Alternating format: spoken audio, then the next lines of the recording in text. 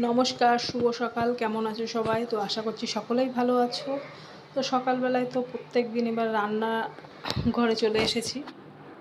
তো রান্না করতে হবে, কারণ সকালবেলা তো মিষ্টি স্কুলে যাবে। আর এদিকে হাঁড়িটা ধুয়ে নিলাম। আর সকালবেলা আজকে ভাত বসাবো না, রুটি করব। আলু কুমড়োর তরকারি করব। সেই জন্য একটু তেলে শুকনো লঙ্কা, পাঁচফোড়ন আর একটু হিং ফোড়ন দিলাম। আর এদিকে কাঁচা লঙ্কা, আদা বেটে দিলাম।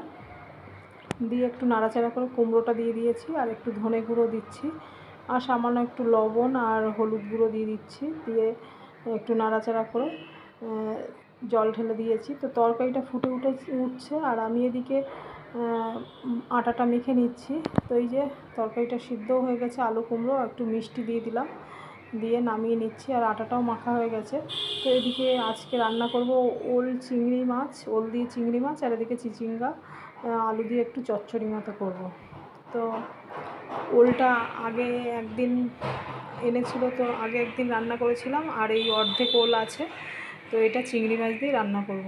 তো অনেক দিন ধরে ভাবছিলাম একটু চিংড়ি মাছ দিয়ে ওল খাবো। তো এদিকে চিচিঙ্গাগুলো আগে কেটে নিচ্ছি। আর চিচিঙ্গাগুলোও শুকিয়ে যাচ্ছে, রান্না না করলে ফেলে দিতে হবে।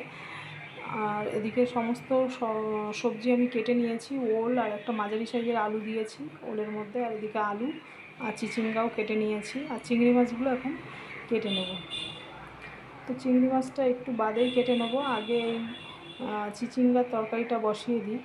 তো তেলে কালো জিরে দিয়ে দিয়েছি, আর শুকনো লঙ্কা ফোড়ন, আর একটু পেঁয়াজ দিলাম, আর টমেটো দিয়ে দেবো। টমেটোটা কেটে রেখেছি। তো আলুগুলো দিয়ে দিয়েছি, আলুগুলো সরু সরু করে কেটে নিয়েছিলাম। তো টমেটোও দিয়ে দিলাম, দিয়ে কাঁচা লঙ্কা দুটো দিয়ে দিয়েছি, আর একটু লবণ দিয়ে দিচ্ছি। টমেটোগুলো তাহলে তাড়াতাড়ি নরম হয়ে যাবে, টমেটো আর পেঁয়াজ। আর এদিকে একটু আদা বেটে দিলাম, আর হলুদের সাথে একটু জিরে গুঁড়ো, ধনে গুঁড়ো মিশিয়ে জলটা দিয়ে দিলাম, গুঁড়ো মশলার জলটা দিয়ে। আর চিচিঙ্গাটা আজকে আর ভাপাইনি, তো চিচিঙ্গাটা ওর মধ্যে দিলাম। গ্যাসের জোরটাও কমিয়ে দিয়েছিলাম। তো চিচিঙ্গা সেদ্ধ হয়ে গেছে, আলুও সিদ্ধ হয়ে গেছে। তো এই যে একটু সামান্য পোস্ত আর সাদা সর্ষে একটু বেটে নামানোর আগে একটু দিয়ে দিচ্ছি। তো এই দেখো চিচিঙ্গা ভাজাটা চচ্চড়িটা হয়ে গেছে আলু দিয়ে। আর এবার চিংড়ি মাছগুলো ভেজে নিচ্ছি। ওলটা রান্না করলেই হয়ে যাবে রান্না। তো চিংড়ি মাছটা একটু লবণ হলুদ দিয়ে হালকা করে তেলে ভেজে নিলাম। আর ওল সিদ্ধ হয়ে গেছে, আলু সিদ্ধ হয়ে গেছে। তো ওল আর আলুটা একটু ভেজেও নিচ্ছি, সামান্য একটু লবণ আর একটু হলুদ দিয়ে ভেজে নেব ওলটা। তো ওল যেহেতু সিদ্ধ হয়ে গেছে, বেশিক্ষণ তো লাগবে না। আর এদিকে মশলা করে নিচ্ছি, দুটো শুকনো লঙ্কা, আদা রসুন একটু বেটে নেব। আর এদিকে তেলে একটু গোটা জিরা, তেজপাতা ফোড়ন দিলাম। আর এই যে পেঁয়াজ, টমেটো, কাঁচা লঙ্কা একবারে তেলে দিয়ে দিয়েছি। তো দিয়ে একটু নাড়াচাড়া করে নেব, সামান্য একটু লবণ দিয়ে দিয়েছি, দিয়ে নাড়াচাড়া করে নিচ্ছি। আর এদিকে এই যে শুকনো লঙ্কা, আদা রসুন বাটাটা দিয়ে দিলাম, সঙ্গে গুঁড়ো মশলাও দিয়ে দিয়েছি, ধনে গুঁড়ো, জিরে গুঁড়ো। আর এদিকে হলুদ গুঁড়োটাও দিয়ে দিলাম একটু জলের মধ্যে গুলে। তো এই যে ওল আর আলুটা এবার মশলার মধ্যে দিয়ে ভালো করে কষিয়ে নিচ্ছি, সামান্য লবণও দিয়ে দিলাম। আর এবার চিংড়ি মাছটা দিয়ে দিচ্ছি, ভাজা চিংড়ি মাছটা দিয়ে ভালো করে কষিয়ে নেব মশলার সাথে। তো গরম জল করে রেখেছি, ওল সিদ্ধ করা যে জলটা, সেই জলটাই তরকারিতে দিয়ে দেবো। তো এই যে জলও দিয়ে দিলাম, তরকারিটা এবার ফুটে উঠবে, তো একটু ঢেকে দেবো।